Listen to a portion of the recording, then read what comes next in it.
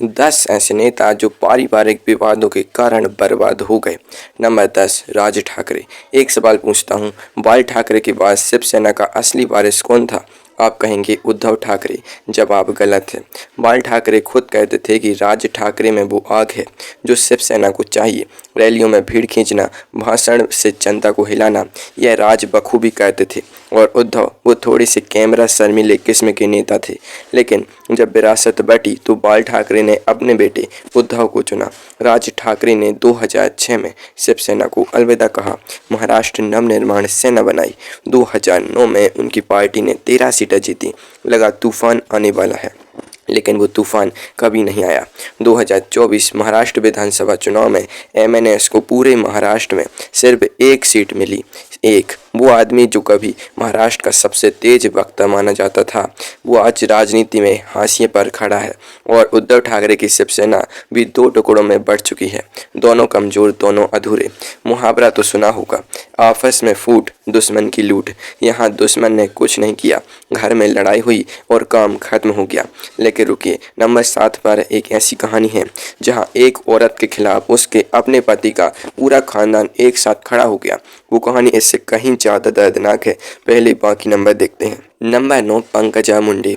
बताइए, क्या आपने कभी सुना है कि किसी नेता को उसके अपने भतीजे ने उसके ही बाप की सीट पर हराया हो? गोपीनाथ मुंडे, महाराष्ट्र बीजेपी का वो चेहरा जो पिछड़े वर्ग की असली आवाज़ था।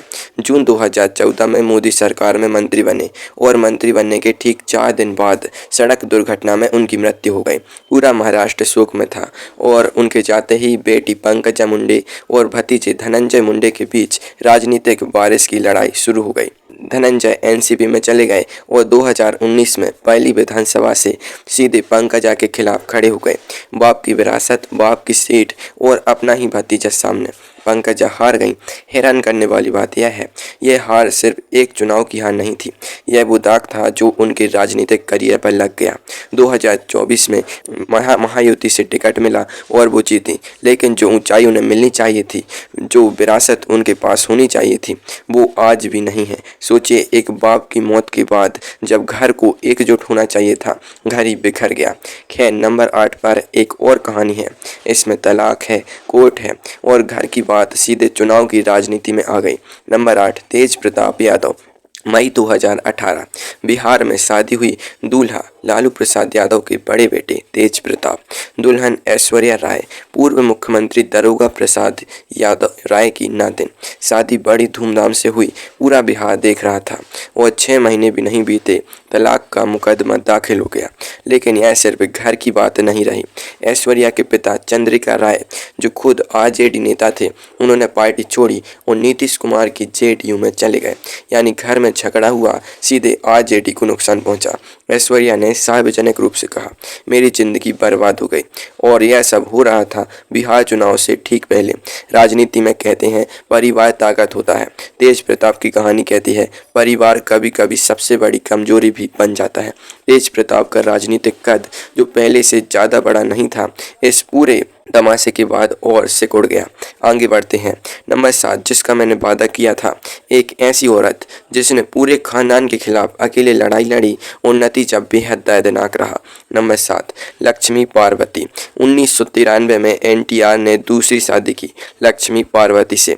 एनटीआर का पूरा परिवार, बेटे, दामाद सब इस शादी के खिलाफ थे। और 1995 में जब दामाद चंद्रबाबू नायडू ने तख्ता पलट किया तो एनटीआर के अपने बच्चों ने भी नायडू का साथ दिया। एनटीआर की मृत्यु के बाद लक्ष्मी पार्वती ने हार नहीं मानी, खुद की पार्टी बनाई, एनटीआर तेलुगु देशम पार्टी। 1996 में 42 लोकसभा सीटों पर चुनाव लड़ा, एक भी सीट नहीं जीती, एक भी नहीं। उसी साल एक उपचुनाव में जीत जरूर मिली, लेकिन उसके बाद सिर्फ हार के बाद हार। धीरे धीरे पूरी तरह राजनीतिक अंधेरे में। सोचिए, एक औरत जिसके पति की सरकार उसी की शादी की वजह से छीनी गई, जिसका पूरा खानदान उसके खिलाफ था, जो अकेले लड़ती रही और आखिर में सब खो दिया। हैरान करने वाली बात, एनटीआर के अपने बेटों ने भी उनके खिलाफ नायडू का साथ दिया। वो बेटे जिन्हें एनटीआर ने खुद पाला, आगे बढ़ाया। 2026 में लक्ष्मी पार्वती वाईएसआरसीपी से जुड़ी हैं। कभी कभी नायडू के खिलाफ बोलती हैं, लेकिन राजनीतिक जिंदगी बहुत पहले खत्म हो चुकी है। जो घाव अपनों ने दिए उनकी कोई दवा नहीं होती। नंबर 6 पर एक और अजीब कहानी है जहाँ खुद बाप ने बेटे को पार्टी से निकाल दिया और वो बाप कोई छोटा मोटा नेता नहीं था, तमिलनाडु का सबसे बड़ा नेता था। Number 6 M.K. अलगिरी। मदुरई में अलगिरी का नाम लेते थे तो लोग हिचकिचाते थे। दक्षिण तमिलनाडु पर उनकी ताकत इतनी मजबूत थी कि उन्हें मदुरई का गढ़ कहा जाता था। यूपीए सरकार में केंद्रीय उर्वरक मंत्री भी रहे, लेकिन घर में छोटा भाई M.K. स्टैलिन हमेशा उनसे आगे था। करुणानिधि ने स्टैलिन को DMK का कार्यकारी अध्यक्ष बना दिया। अलगिरी ने खुलकर विरोध किया और 2014 में खुद करुणानिधि ने अपने बड़े बेटे को पार्टी से निकाल दिया। हैरान करने वाली बात यह है 2018 में करुणानिधि की मृत्यु के बाद अलगिरी उनकी समाधि पर पहुंचे और कहा, मेरे पिता के असली समर्थक मेरे साथ हैं। लेकिन DMK ने दो टूक कह दिया, वापसी का कोई सवाल नहीं। स्टैलिन आज तमिलनाडु के मुख्यमंत्री हैं और अलगिरी 2026 में न किसी पार्टी में न किसी पद पर। जो आदमी पूरे दक्षिण तमिलनाडु का राजनीतिक बादशाह था, आज अपने ही घर में बेगाना है। खून के रिश्ते भी तब टूटते हैं जब कुर्सी की भूख जाग जाती है। नंबर 5 पर एक मज़ेदार किस्सा। चाचा ने भतीजे को निकाला, फिर भतीजे ने बदला लिया, इस तरह से कि चाचा को 40 साल पुराना घर भी छोड़ना पड़ा। नंबर 5 पशुपति कुमार पारस। रामविलास पासवान बिहार के वो नेता जिन्हें मौसम विज्ञानी कहते थे, क्योंकि वो हमेशा सत्ता के साथ रहते थे। हाजीपुर से 8 बार लोकसभा जीते। अक्टूबर 2020 में उनकी मृत्यु हुई और उनके जाते ही घर में जंग। भाई पशुपति कुमार पारस बनाम बेटे चिराग पासवान। 2021 में पारस ने LJP के 6 में से 5 सांसद अपनी तरफ मिलाए। चिराग को रात रात में पार्टी अध्यक्ष पद से हटा दिया, खुद केंद्रीय मंत्री भी बन गए। चाचा ने भतीजे को निकाला, लगा जीत हो गई, लेकिन कहते हैं ना, जो बोओगे वही काटोगे। 2024 में चिराग ने बीजेपी के साथ गठबंधन में 5 सीटें जीती। मोदी सरकार में मंत्री बने पारस, उन्हें न सीट मिली न मंत्री पद। और नवंबर 2024 में पटना का वो पार्टी कार्यालय जहां पारस 40 साल से रह रहे थे, बिहार सरकार ने नोटिस दिया और पारस को वहां से निकलना पड़ा। चिराग की जिद के आगे कोई नहीं टिका। जिसने दूसरों को उजाड़ा उसे खुद उजाड़ना पड़ा। आगे नंबर 4 पर एक ऐसी कहानी है जहां एक ही पार्टी की 2 अलग अलग उम्मीदवार सूचियां जारी हुई, 2 अध्यक्ष बन गए और पूरे देश में तमाशा हो गया।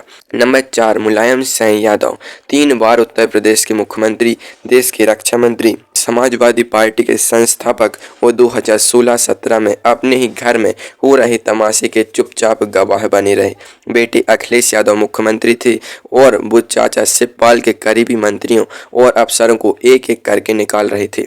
मुलायम ने जवाब दिया, अखिलेश को पार्टी के प्रदेश अध्यक्ष पद से हटाकर शिवपाल को बैठाया।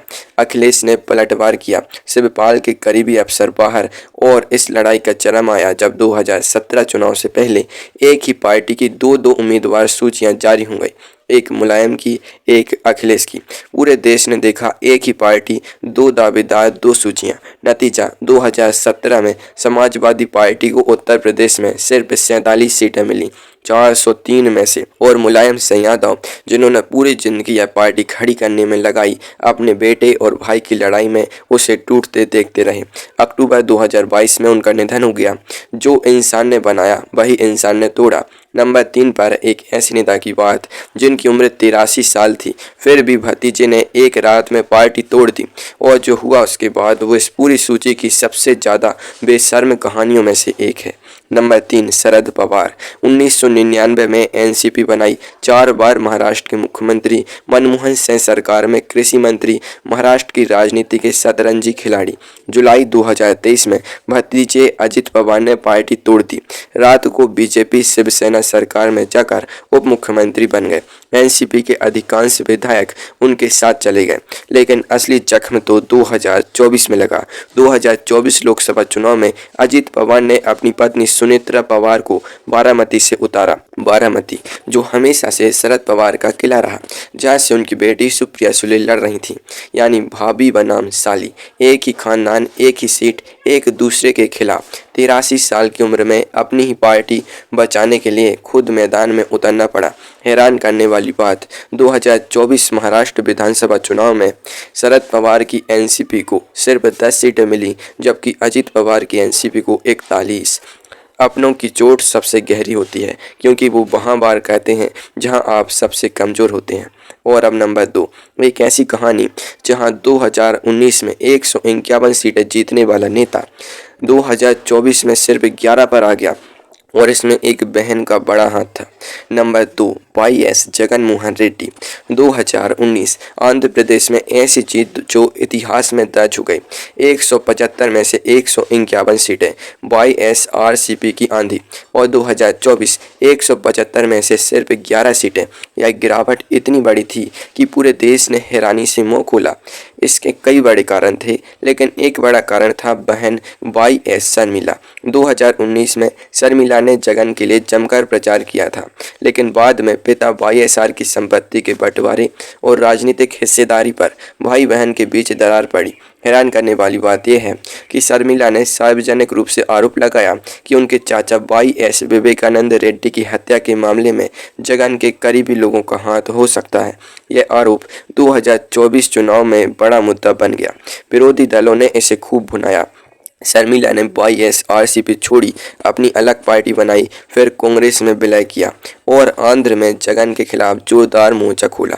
2019 में जो भाई बहन एक मंच पर खड़े थे, 2024 में वो एक दूसरे के सबसे बड़े राजनीतिक दुश्मन बन चुके थे।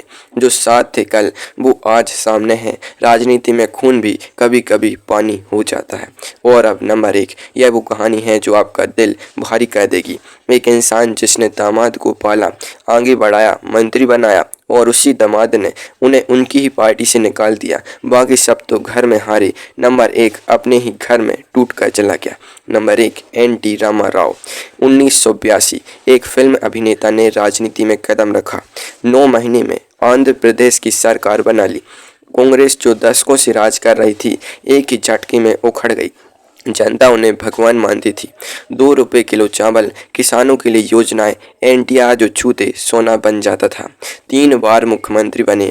1993 में एनटीआर ने दूसरी शादी की लक्ष्मी पार्वती से, और इसी के बाद अपने ही घर में आग लग गई।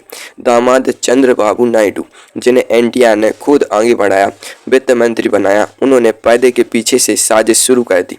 अगस्त 1995 नायडू ने टीडीपी के अधिकांश विधायकों को हैदराबाद के वाइसरॉय होटल में बंद कर लिया, और एनटीआर के अपने बेटे हरिकृष्ण बालकृष्ण सब नायडू के साथ खड़े थे। अब जरा रुकिए और सोचिए, 73 साल के एनटीआर जब खुद उस होटल पहुंचे अपने विधायकों से मिलने, तो उन्हें सड़क पर ही जूते दिखाए गए। वो जूते उनके अपने लोगों ने दिखाए। 7 सितंबर 1995 को जब विधानसभा बैठी, एनटीआर के पास 219 में से सिर्फ 28 विधायक बचे थे। अध्यक्ष ने उन्हें बोलने ही नहीं दिया। एनटीआर अस्पताल से अपना इस्तीफा भेज रहे थे, और जनवरी 1996 में एनटीआर का निधन हो गया। उम्र थी 72 साल। जो इंसान पूरे आंध्र प्रदेश का जननायक था, वो अपने ही घर में अकेला, बेइज्जत और टूटा हुआ चला गया। दुनिया याद करती है एनटीआर को उनकी जनता के लिए, लड़ाई के लिए, लेकिन इतिहास यह भी याद रखता है कि उनके अपनों ने उन्हें किस हाल में छोड़ा। टूटते हैं ख्वाब सदा अपनों के हाथों से, दुश्मन तो बस वार करता है, जख्म अपने ही देते हैं। इन सभी कहानियों में एक बात है, सत्ता के लिए बेटे बाप के खिलाफ हो जाते हैं, दामाद ससुर को उजाड़ देते हैं, भाई भाई की राह रोकते हैं, और बहनें भाई के सामने खड़ी हो जाती हैं। 10 कहानियाँ, 10 घर, एक ही सच। जो ताकत दे सकता था, उसी ने ताकत